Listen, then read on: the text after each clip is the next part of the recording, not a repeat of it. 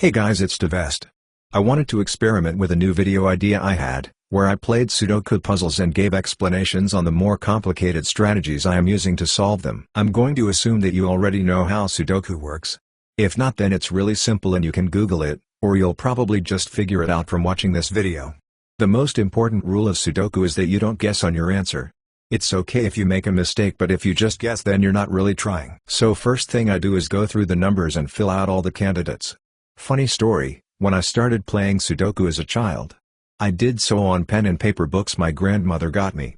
But my handwriting was so terrible that I couldn't actually mark down the candidates, because I couldn't read my own handwriting in such a small font. So I solved all of my books very slowly, because I had to meticulously go through and memorize every candidate and solution.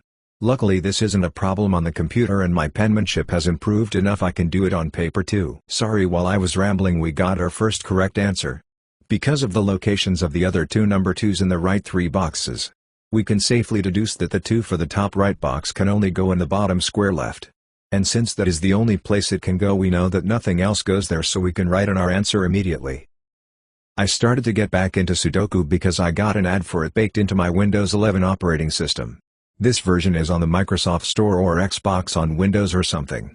I like the options they have, but it has annoying ads that you have to pay a subscription to disable. Which I obviously don't. I'm sure you could find a better version of Sudoku browsing online.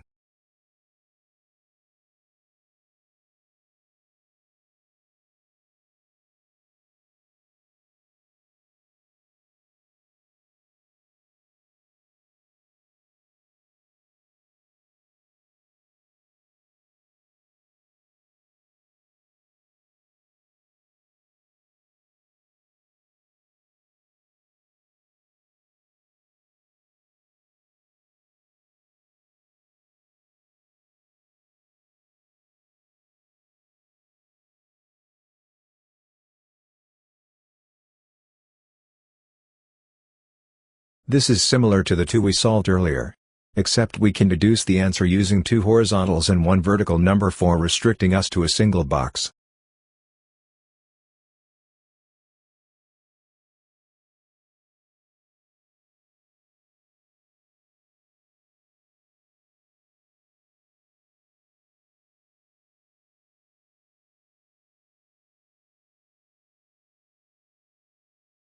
This answer took me a bit longer because I focused on a red herring.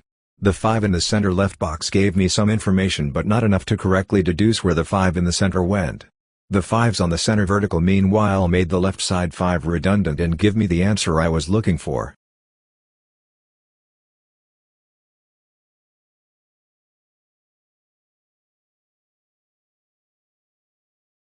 This 5 is the only valid position for the 5 in that vertical column. Even though it would be possible to put a 5 in the center right square of the bottom box, we know that is not correct because that would leave us no place for a 5 on the vertical column.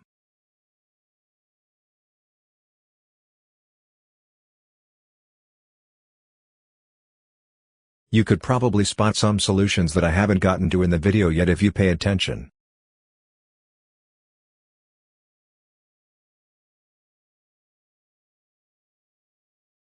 Using the 6s both vertically and horizontally, we can triangulate the only valid placement in the top right.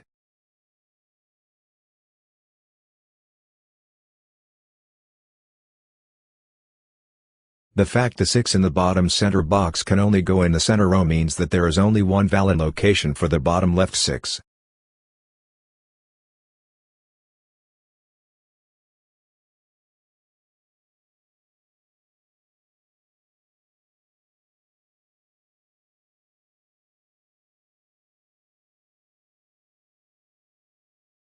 A trivial 7 when we use some of the methods I have already explained.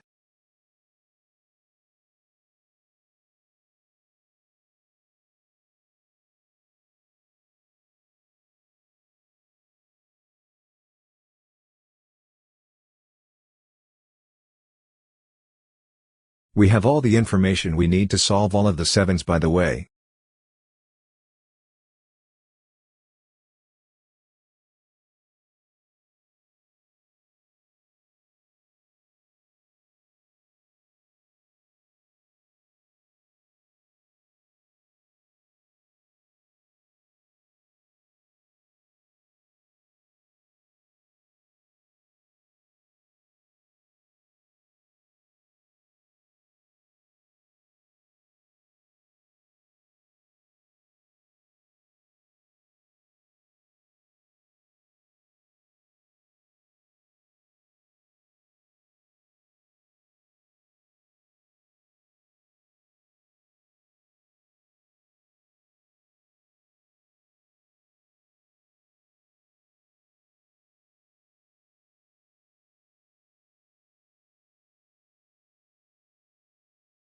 The fact the 9 in the center box has to be in the left row means that we can safely rule out the center left square in the bottom center box.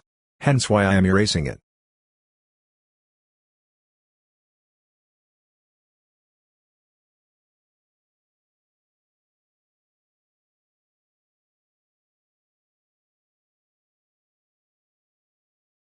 We have what is called a blind pair in the horizontal row there.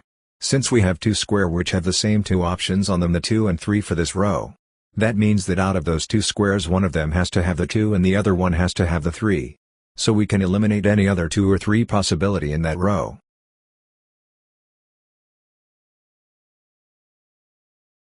Now that we have marked down all our possibilities, we can safely enter in any number that only has a single possibility. I am a bit reckless here because I am fairly confident, but when you are actually playing you should double check and make sure that you didn't overlook a number when you are down to a single possibility before writing anything down. It's always heartbreaking to ruin a perfect streak because you started going too fast.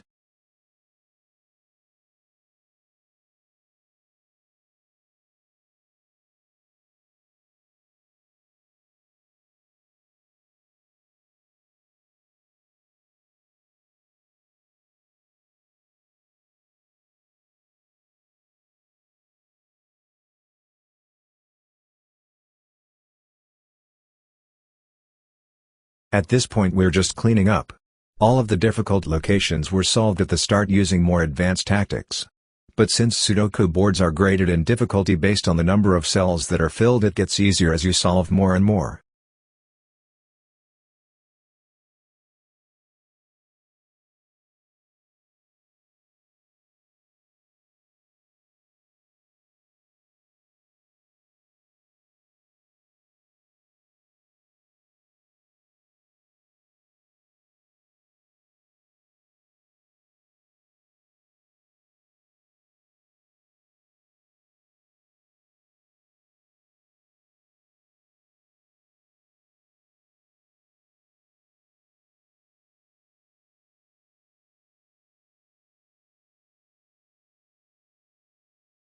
And we're done. Thanks for watching.